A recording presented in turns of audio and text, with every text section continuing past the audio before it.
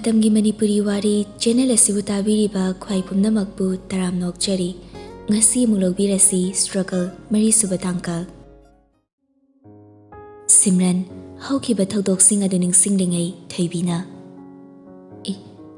Sim kaidore kaistodi si nangi chanaba leirakpani Haima kaige suyamna leirino leiraktrasu lakpa yabadubo khoinaga nong fadok leirakpase kai kaiba leigine Simran ga Thoibiga gi wari adu anana amada onthorei Thoibi nangi hero mayam ama makhada lehuribase apambamdi yawiko makhoi ahum adu anagi wadura noi Thoibina Parese lao phamsi lepaga sim leiri Thoibi thangnari ba ka adu da thari ba sofa adu da makhoi ahum adu changmina duna fami Thoibina wari hodorei Sim nang sanjen thongi du da adum tari ba natro Tari hausi phaugi oinadi Phaiye ko yumga sunaknaba Phaiye adugi hairadi Pharasu survey gumba campaign gumba kya chatabra ecosystem services ta yamna ahongba lakpase ahongba kaya sina climate change ki impact laksilakpada mateng pangsilakpani ko Sim Thoibina ngangliba adu ngangjarasanu haina marak thatludi adumak taduna leiri karigi question arise tawdribano Thoibi gi wa adu da aranba mata yawdabanani Thoibi makha tarei open forest yamna oringai matik sunlight sina yebigi chang hengalaklaga turil ga maru da leiriba ising su kangnabagi maram soiribani hinsu hengalibani nakoi u thabagi social media da kari dari photo kaptuni am thakibidaine u singa dubu mapung mari farabra haina nongmata di survey tawdabra sim adumak munna tari Jingda uyam na thari bamatik, urum yam na phangli bamatik, nongi sing se phazilaga thambiraba kanda, water resource marang kaina pibigadabani, underground resource su yam toina leigadoini, aduga ko khong macha sida ising leirakandasu, turel de sing matik chana pirakpa ngamgadoini ne. Sigumba sing ase Imphal dagi thapna leiba jingi khungang amadi, education gi mangal khachik watpa khun singda chatpiduna, awareness toina pibirabadi makhoi su gyan taduna, u kokthokpa lamai thabagi changsu hantagani haina khali nakhoi gi department ki site gi di adugumbam talai tabrasim Thoibi lei chahi ani gi manungda survey amuk chali adubu praja mayamna gyan tadaba masa gi kanaba khakhanduna masa gi nungai na bahona bada umang kokthokpa lamai thaba adum tawbani adugi report sing adu kari ge khoi inform tawdamno sim nangna tamdriba mahi sing aduna nangna hujik pariba DCF ki post ado oiba natabrane Thoibi ngasigi Manipur praja kyan yamna tagadaba watline aduna wakini aikhoisu paikhatbe yaba paikhatlibani u tharamlani chingi lamda aikhoina permanent oina settle oina leiba yadabanina halakpa haibani nairodra tharamliba u sing ado lokthokani yantatkani masida officially oina mitna khongna udabanina kari action logadra Sim Karina nang nanganglidubo official report ki matungina square kilometer 22,327 gi manung square kilometer 1,467 na reserve forest area oiribana trane Hoi mani Thoibi 2015 da phangkiba survey report ta reserve forest area sina 1,467 protected forest na square kilometer 4,171 unclassed forest na 11,770 lei haina leiki District West ki oina government amasa khanglaba reserve forest 37 leiribani reserve forest sing aduda luhuni yadaba mawongda ngasi sumiyoi kyana encroachment jum cultivation amadi deforestation chathaduna leiribani sim madu mayamado Indian Forest Act 1927 Wildlife Protection Act 1972 gi matungina mafam sing aduda u yanba lamai thaba sa tanba leiba kotpa sa santhadokpa yade habase khunja mayamaduna karamna khangani Madu singado awareness amadi darkar oidrani sim Hoi yam chumi nang hairi tu Thoibi adubu awareness tawrabasu kana bakari supidabani hoti yam kana honabani Sim population hengali mati umang koktharop ki sangse hengalakani masidi thingmangamloi adubu gyan tadriba sing adubudi tahan bagi lambi di pibigadabani Handaki government asidi thaba phajana di tawbani safe number turel haiba thimda campaign ke amasu tawbani Iroi sembadagi hairangoi thong phawbase khwaidagi motba red zone polluted ni haina lauktoktuna Masibu sengdokpagi thabak government asinasu yam wana paikhatlibani. Prajasing ase gyan yamna tadi. Numidangda gari achobada laktuna makoina charam thaklambasing ase hundokpa langthokpa asina mendi oina turel sing ase mothanbani. Aikhoina da government da mapi mapan haina phangwada wakatpai wani. Chummi semdokpadi khara lurani. Makoi ani gi wari eduda anana. Noi se office ki wari saba lakliro natragana chak chaba unaba lairo. Simran ga Thoibi ga anagi wa aduda noi. Aima wari di kaw kawi chakana charasira natragana chahana thakisira. Thoibi na hariba wa adu anana kumlai. Aidi chanaga muhutsilaga yen thongba mirai bai thabak tudi tawzararoi. Chak lomda hana hekta maikai panglasida laye. Adudi ana makhada kumlasira aduga charase babungsu chak charamnani. Makoi ahum adu punna kumthaminarei Sarat. Bima kuma abo noibo. Simrana kumlai. Hoi babung kumlai. Nakoi di leksabi loina pharine ko.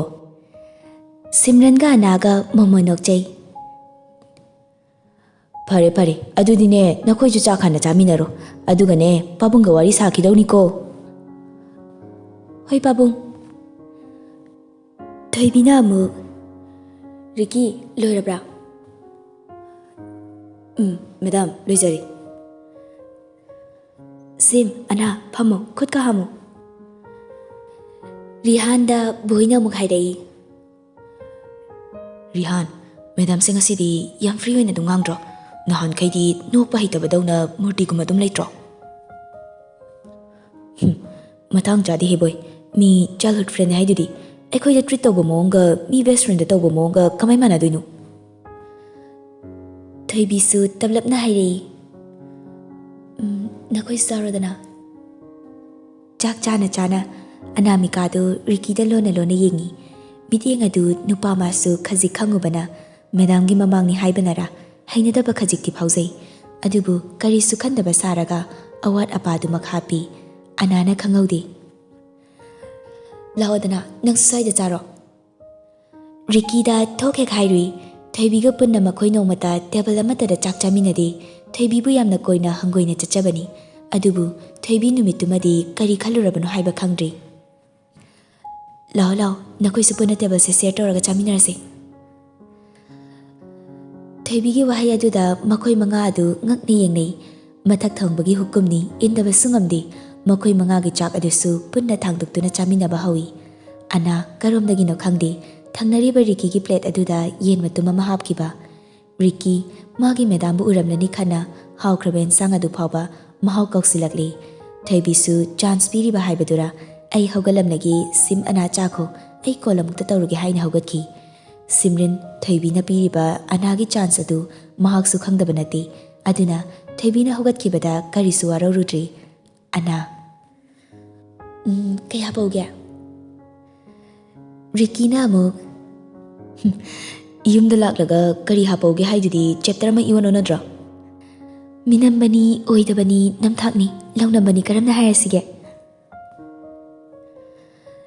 Loya ngasai Thoibi na sauna call kakrabasu nungti numit khudingi Thoibi mabani wari sanaba timing adu yaurabada tumina laithokpa ngamlaktre insiluba tawda Loya mahaki mobile adu lokthokduna Thoibi thaba number adu da call tawrei Thoibi di Loya gi nungsibana pungsum sumkrabra natraga Loya gi karamba mantra jaduna phabi khrabano aduki matik mathona leibi Thoibi Loya gi nungsibagi ipakta iraknari ngasai dani warauna sauna call kakiba Thembirakti haina waraukiba sauningmankibana phone amuk hana pairaroi hainasu khankibani mikup aduda adubu mahaki mobile aduda heartbeat haina thaba call ama lakpadu ubada tasingna pairaroi haiba ngamdri Thoibi masana masada haisakiba wa phawba ngakidri ahanba call aduda adumak paikhatli Loya Thoibi bu nungsina kauzare Hello Thoibi Thoibi warauri sauri takli bahai du oira mali Loya na kauriba adu tana paukuma mata pirakidi Loya amuka sahna kauri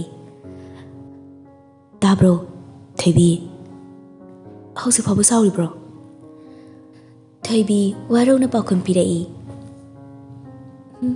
Saudi kaigi saudino aina kai oitana. Haipa machin ga supom thuine se amte yenge se khoi Thoibi na saubu se. Taning de yengminu kaisu. Adudi kanada yengandoiba. Kanam yengaloi. Dada da su yengaloi daba. Thoibi pakhum pirakti loya tablapna. Thoibi dada school chalure thabak mayam ama story halaklaga su coaching amuk tawre hek loibagani nanak tanga hek tangoi rasu leigena laklise aduga nangna dumaina sum sauraga leiradi dada kamaina nungaine ngasai na saurido nang karimte hek khangdabra khangi khangdabana ti Thoibi dada do meeting ama kanna tawri aduna nangbu themnaba matam leikidabani adugi dada bu muwaraubrane 1 hour office ke aruba wari sabani hairakibani haujikna meeting toriba tanjani haina mukhamlakli apang manupi na tabana laina di phakre Thoibina loyagi cheksil haudaba wahai amada adubu nushirubana mahaki nushiba aduna loyagi thamoibu khudum chanba ngamgani haibasida Thoibi hena thajaba thamluri asawa pumba losinuna kari sukhandaba sadana hairei phare adu dada chakti charaba chare Kay hinjang charage tin fisai Thoibi Thoibi dada ngasidi nangonda wari khara lige Thoibi tapna dum khamjarei liyo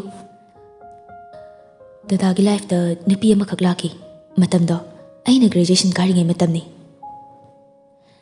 Thoibi thawai hakchang pumnamak wari adu da lupkhri kari gi suluploi mahak na thamoi sengna nungsijari ba misak amana nungsijabi amigi wari oibenani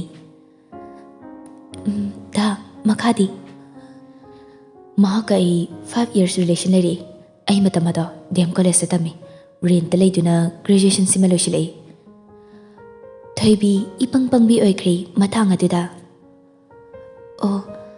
aduda napidudi dadaga pawadum phaunabra matamaduda marak marakta toina dinate aisu isagi thautoribanina toina di phaunade da physical relationship leibra hauzik phawba kawba ngamdana leiramli base adugumbadi leite adubu aigi life ta nungsiba hairadi mahakna han boikibani aduna nungsibani nungshigi Thoibi loyagi paukum aduda loya khanganda sintharakli pirang wahang marak aduda loya di ubanate manakta leiduna wari saba natabana loya makha adumak tarai somda aina master loiduna bet tawba matamdo mahak di school pukre makhoi school adudagi oza maga naksinari aina hanglurasu oza oiminabani adum bamta khanganu hekta hai aisu adumak thajaki adubu nongma aina imphal da haigalakpa matamni da makhadi nupa duga mahaka restaurant amada aigi mangsida changkibada ai imit makna ukibani khamjaba sungam haude nupa thokna ai gari manung aduda mabu thorakpa lambi matai aduda adumak ngaiduna leikibani Thoibi hena waraukre loyana mangona piriba nungsiba duga mahak aduda thamliba nungsiba duga khetnaman kibana Thoibi hek laurakle adubu loya takini khana machina du khumjinjaduna khangli makhuyani taramatoi dagi changkibaduna ahum madai da tholei ai makhui gari dugi matungda adum inakibani mana mayumgi thonga lansindri phawbada numit adudagi dadani sasina bahauki yu thaki tasingna mabu kaungna bo hanabada dada awa boiki Thoibi khangning na hanglei ta hausiti loya icham chamna thamoi da leiba wa adu adumak hairei hausiti aigi Thoibi leirasidi thajabu amang manongna khangauda kupsinkibagum maksilamba Thoibi gi maithong loya gi wahai adu tabada akan manungshit mana humdokibagum awaba nungaitaba pumba humdokiduna karomdagino khangdaba minok amalai Thoibi loya na liriba wari sing aduda loya bu thajadaba warauba amatta leigide mahaki singlaba thamoidagi chentharakba nungsi ichelda loya bu tilhanba pamkhibani kanagumbi ama oirabadi Nanga nungsinariba nupidugi wari fau tamba ngamba nangdi nupiduga adum nungsinako hairakpasu yaribani. Adubu Thoibidi loyabu kayamuk yamna pamkrabano thamoida karisu fauda thamoi chawbi amagum karisu khanda leiriba. Thoibi wari ado atopada onthoknaba honajare. Ta nangi school di kamai taurige? Thoibi handak lakliba council exam se new star ga khoiga school onagadabani adugi dada yam kana wari sari. Thoibi loyagi wa aduda angakpa karisu faurudi school kharadi masigi chatnabi asi loina duna laklibani. Malomda school amakak lei aduga ona se haige haina aise ngasai meeting da BP dadi wa khara kangthuklambani. Adubu school adugi founder amadi principal da kanano haiba khangdri. Principal su ani leiba mali. Thoibi paukum karisu pidi adubu loyada advice manba wahai kharadi pirei. Da Satra singbu phattaba lambida lamjingbigumse hoi ekhoi sukalakpa nate makhoigi matamdo question amani khangdaba hangnabana makhalamani center leinaba onabagi thabakse Thoibidi kya pamjade aduga aiga naknariba aiga loinariba aina nungsijariba miyoi amana asum tore taraga tumina leithokpasu Thoibidi ngamde. Thoibi business ngaktani hausiki matamdadi 10 pass wangna tawba satra sing adubu paisa na muk leiba hana hiriba dugi mathak school na su by and means tawduna position changhanaba honaba position changlaba kanda school ada parents students singa tanaba haibase masana tabani Thoibi.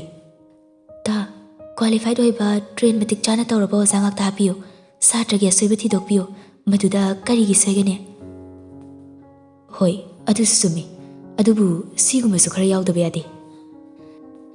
Semdokpa yararoi khanbana Thoibi makha tarudri tapna tapna themnaga hairagi khankre adubu loyagi apamba adudi Thoibi dadi tayonakre. Thoibi tumasira ngasaidagi sanarakliba wari sing asida Thoibi nungsibagi nungsi wari yauribra Thoibi matomda khanjarei noksi nokninglura mali. Hoi hoi da tumlase masi haiduna kola du kai loyagi hainabi adu amuk haurakle Thoibi dadi tumlage haikrabani adubu hanagum tumdana kanagum bi amaduda kola muk tauri.